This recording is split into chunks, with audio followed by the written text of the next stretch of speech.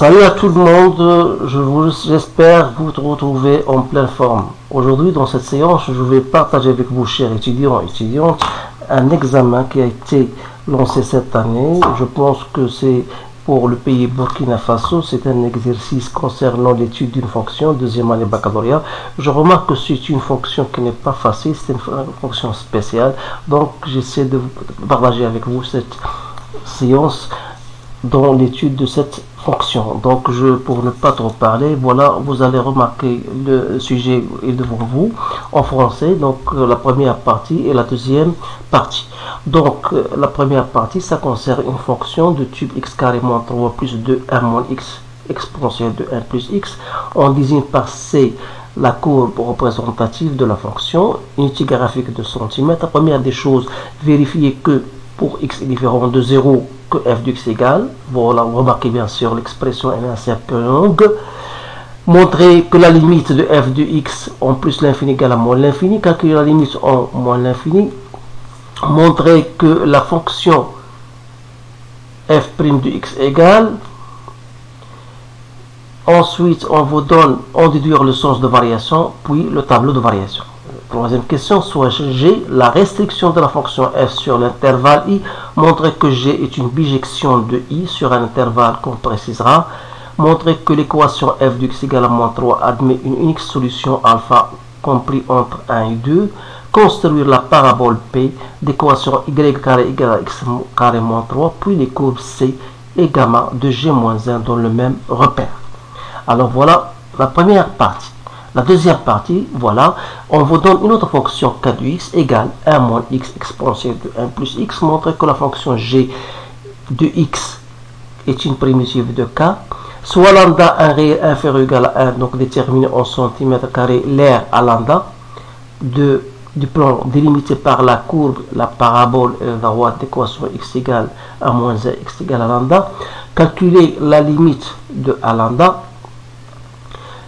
Donc, on désigne par sigma la partie du plan délimitée par la parabole et les droites d'équation x égale à 0, x égale à racine de 3, y égale à 0. Calculer en centimètres cubiques le volume du solide engendré par la rotation complète de sigma autour de l'axe des abscisses.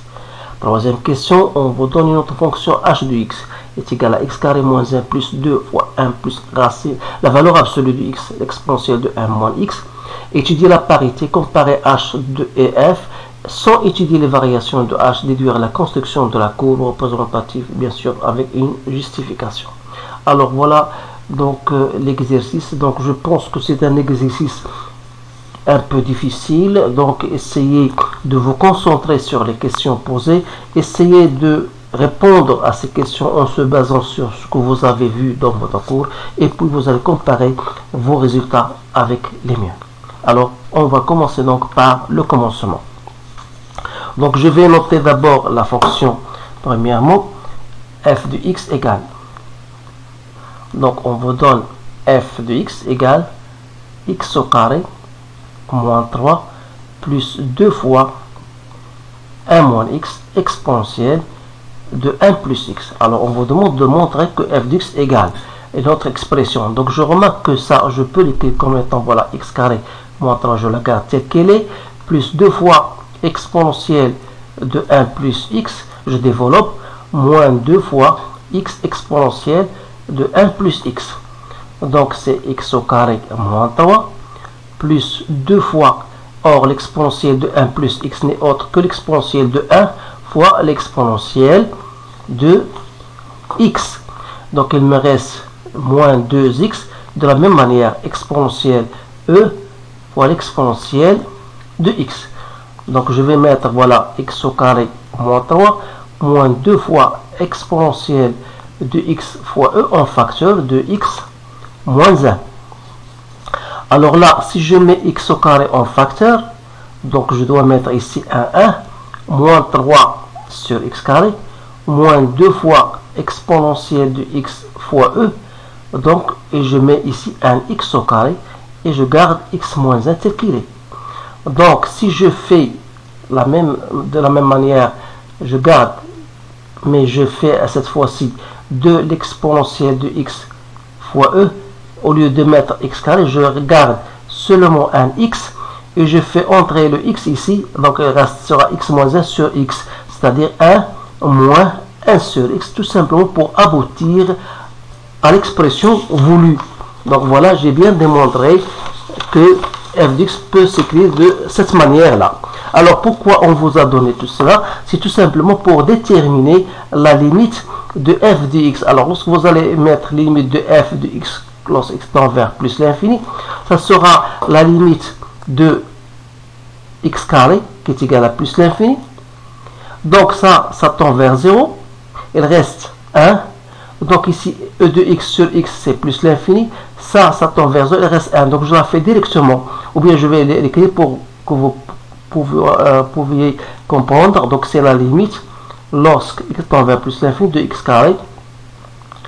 1 moins 3x au carré moins 2e exponentielle de x sur x. 1 moins 1 sur x.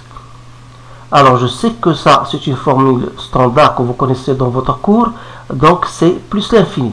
Alors ça tend vers 0, ça tend vers 0, donc il reste 1. Donc 1 fois plus l'infini c'est plus l'infini, mais n'oubliez pas que vous avez ici un moins, donc ici c'est plus l'infini, donc plus l'infini fois moins l'infini c'est égal à moins l'infini. Alors là on a bien répondu à la question. Maintenant on va passer à la question C qui on vous demande de déterminer la limite de f de x lorsqu'il tend vers moins l'infini. Alors on n'aura pas besoin de l'expression déjà obtenue, on va travailler avec l'expression initiale, c'est-à-dire x moins 3 plus 2 1 moins x exponentielle de 1 plus x, c'est-à-dire ce sera la limite de x carré moins 3 plus 2 fois, si vous voulez, plus la limite lorsque on va de 2 fois 1 moins x exponentielle de 1 plus x. Alors pour cela il n'y a pas de problème parce que je sais que c'est plus l'infini, donc il reste la limite lorsque tend vers moins l'infini de 2, je peux l'écrire, voilà, 2 exponentielle de 1 plus x, je fais la calcul, moins 2x exponentielle de 1 plus x, c'est-à-dire plus la limite de 2 fois l'exponentielle de 1 plus x, mais ici je peux faire 2, je fais apparaître 1 plus x exponentielle de 1 plus x, c'est-à-dire la formule standard que j'ai, et je mets ici un x sur, ou plutôt x plus 1 sur, plutôt x sur x plus 1, pardon. Donc voilà x sur x plus 1. Pourquoi? Je sais tout simplement que j'ai la limite de t exponentielle de t lorsque t tend vers moins l'infini c'est 0. Donc ça c'est 1. Donc ça c'est 0. Donc il reste tout simplement plus l'infini. Donc la limite de f de x lorsque tend vers moins l'infini égale à plus l'infini. J'espère que tout le monde a bien compris ce que je viens d'écrire. Maintenant on va passer à la deuxième question. Alors pour ne pas est-ce qu'il n'y a pas d'espace, je vais passer, je vais regarder, je vais prendre une autre page. Donc voilà, donc la deuxième question, c'est montrer que f' égale, alors il faut toujours mentionner que la fonction est bien dérivable, donc f étant dérivable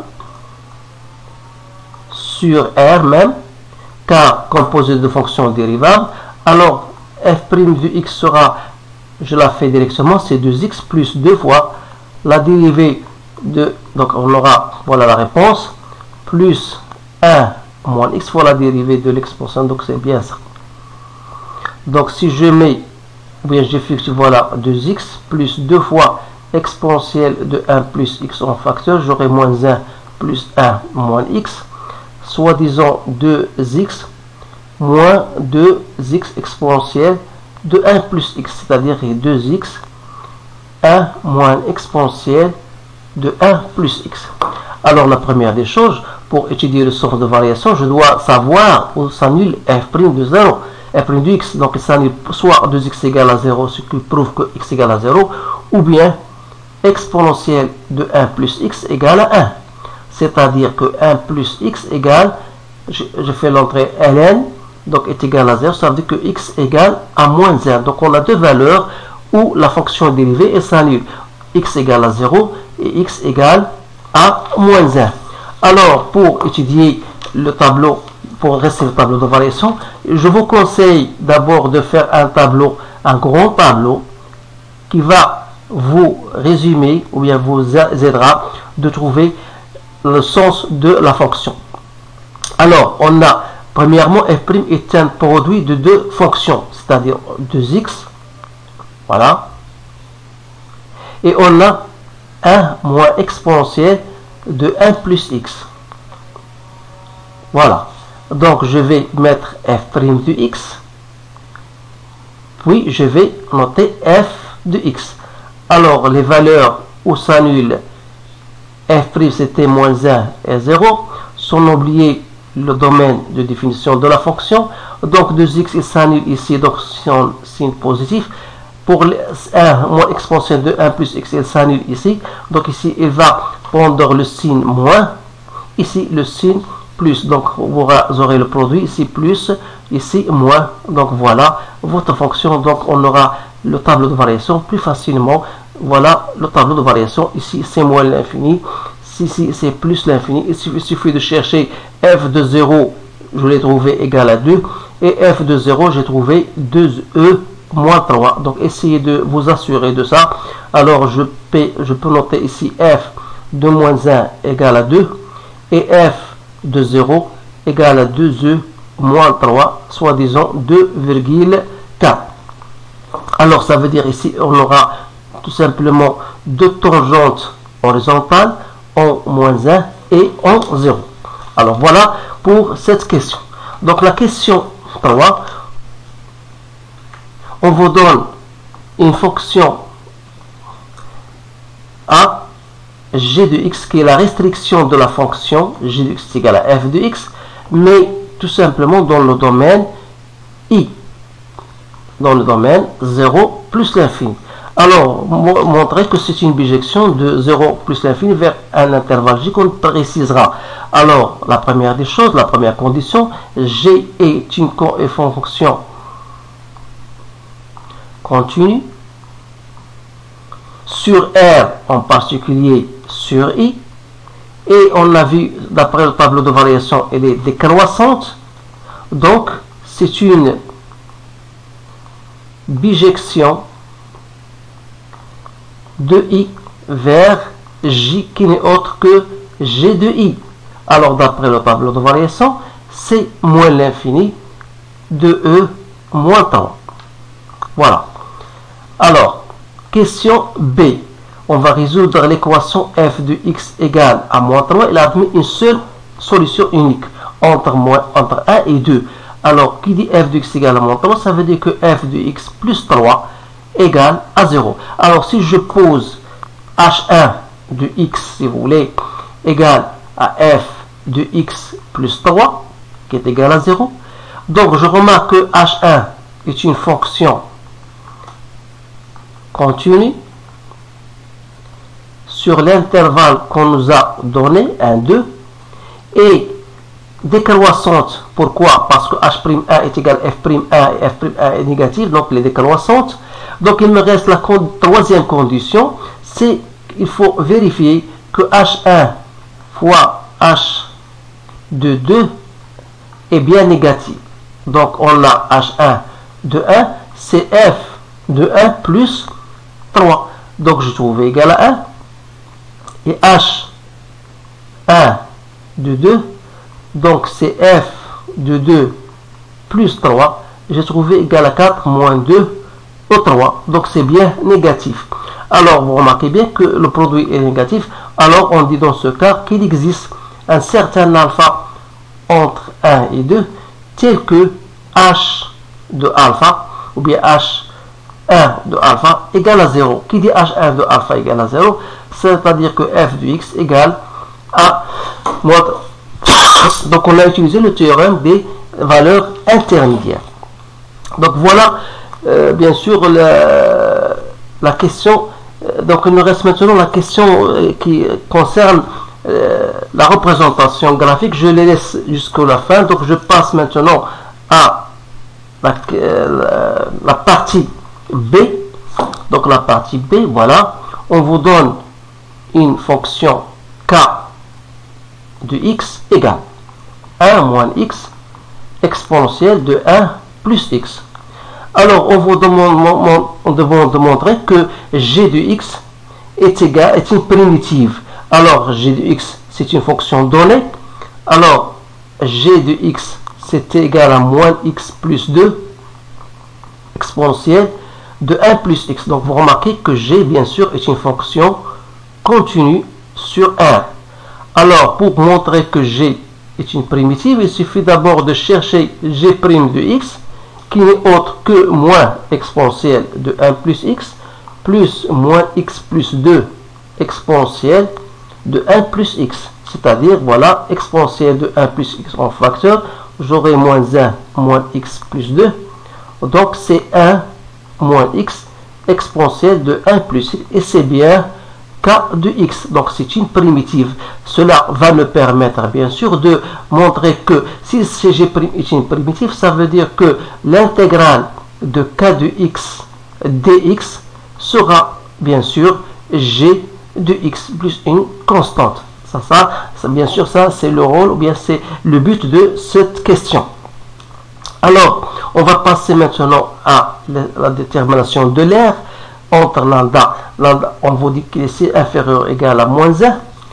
Alors, bien sûr, pour déterminer cet air, je vais vous montrer d'abord les fonctions, comment j'ai représenté les fonctions, parce que cela est très intéressant.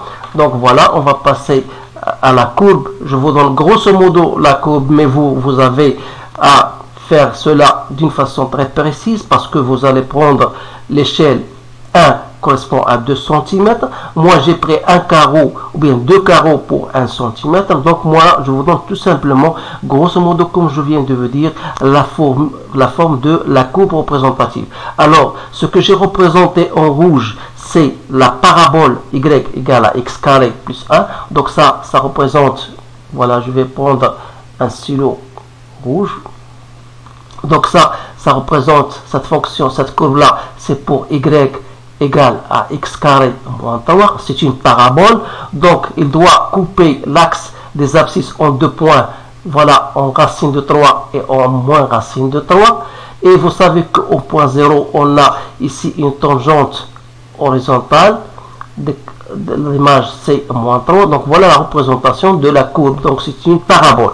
Alors pour la représentation de la courbe C de F, voilà, donc il présente deux tangentes horizontale en point moins 1 dans l'image est 2 et au point 0 dans l'image était égal à 2,4. Donc voilà. Alors là, donc vous remarquez bien sûr que la fonction là, il présente une branche parabolique de direction l'axe des Y, donc il aura cette allure que j'ai représentée en vert et non en pointillé, en vert. Donc bien sûr, f de x égale, on a résolu l'équation f de x égale à moins 3 pour x compris entre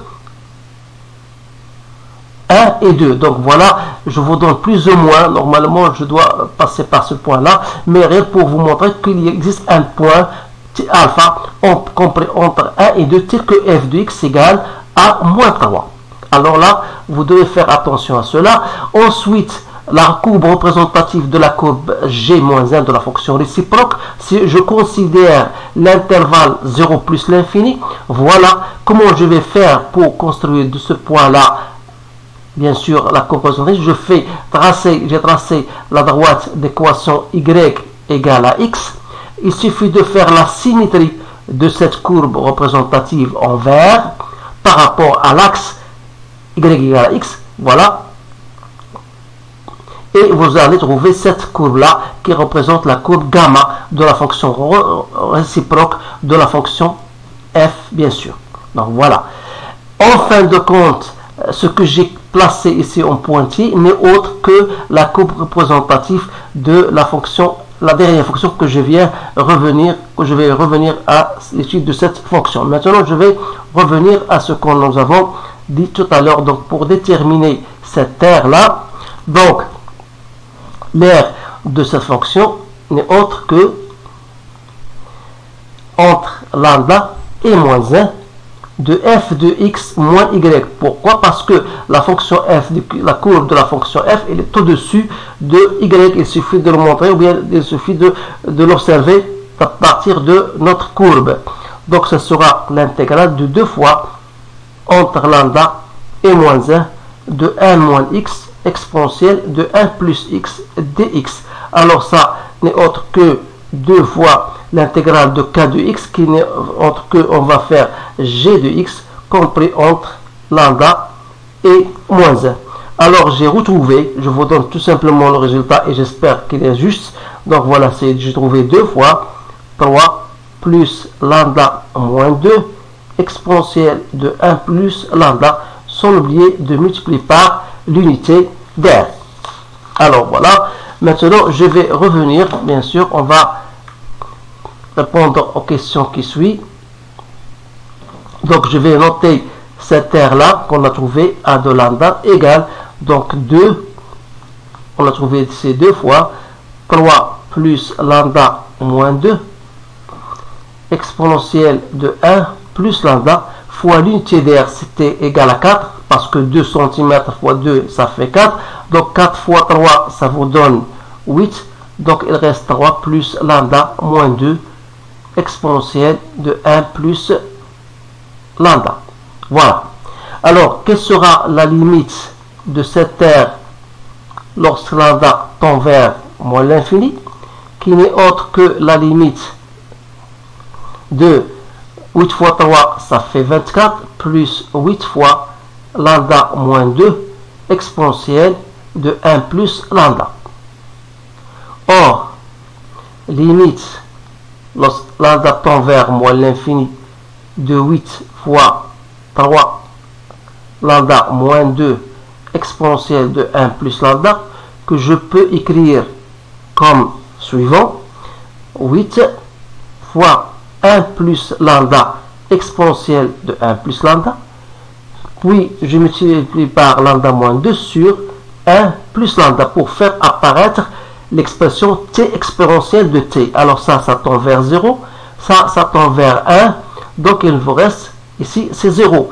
Et par conséquent, limite de a lambda lorsque lambda tend vers moins l'infini, ça sera 24 cm au carré. Alors j'espère que ça sera juste.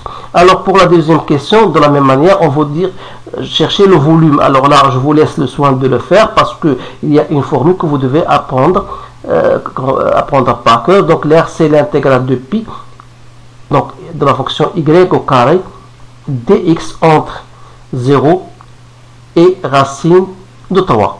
Alors c'est-à-dire l'intégrale pi entre 0 et racine de 3 de x carré moins 3 au carré dx. Alors je vous laisse le soin de le faire parce que c'est facile. Donc il suffit soit de développer cette identité remarquable et vous cherchez bien sûr le volume qui sera en centimètres cubiques. Alors pour ne pas perdre assez de temps. Alors je passe à la troisième question. Donc on vous donne une autre fonction h de x égale x au carré moins 3 plus 2 fois 1 plus racine, la valeur absolue de x exponentielle de 1 moins la valeur absolue de x. Alors première question, étudier la parité. Donc h de moins x, ce sera moins x au carré, donc c'est x carré moins 3, je la fais tout à fait directement. 1 plus la valeur de moins x, c'est aussi la valeur absolue de x, exponentielle de moins la valeur de, donc je note ici la valeur de x, c'est aussi la valeur de moins x, sans oublier bien sûr que moins x appartient au domaine de h. Alors ces deux conditions là vous permettent de dire que la fonction h est une fonction paire. Alors qui dit paire, cela bien sûr va me permettre le traçage de la fonction sur la moitié de repère. Alors pour la question B, on va sur l'intervalle moins l'infini 0, c'est-à-dire que x est inférieur à 0. Dans ce cas, la valeur de x sera égale à moins x et la fonction h de x en question sera égale, voilà, plus 2, 1 moins x exponentielle de 1 plus x, c'est-à-dire sera égal à f de x. Alors on déduit que dans ce cas, que pour l'intervalle moins l'infini 0, h de x est égal à f de x. Donc la courbe représentative de la fonction h sera même que la fonction f. Donc il suffit de continuer sur la fonction h. Alors, dernière question, on vous dit bien sûr comment ça sera la représentation graphique de la fonction h. Donc on a h est paire. Donc C de h sera la symétrie de la courbe de C de f par rapport à au y. Alors vous voyez bien sûr que la courbe que j'ai fait représenter ici, donc c'est en pointillé, c'est-à-dire c'est la continuation de la courbe C, parce que dans l'intervalle moins l'infini 0, c'est la courbe f qui est égale à h de x, mais pour 0 plus l'infini, puisque la fonction est paire, ça sera symétrique par rapport à l'axe y. Donc voilà, tout ce machin-là, de là jusqu'au là, c'est la représentation de la fonction C'. Alors j'espère que cela est bien compris par tout le monde. Alors essayez de refaire cette fonction-là, que je remarque que c'est une fonction qui n'est pas tout à fait facile. Elle nécessite une certaine concentration et un certain travail, bien sûr, qui nécessite bien sûr un certain effort. Alors je vous remercie de votre attention. Je vous souhaite toujours une bonne chance et je vous dis à bientôt.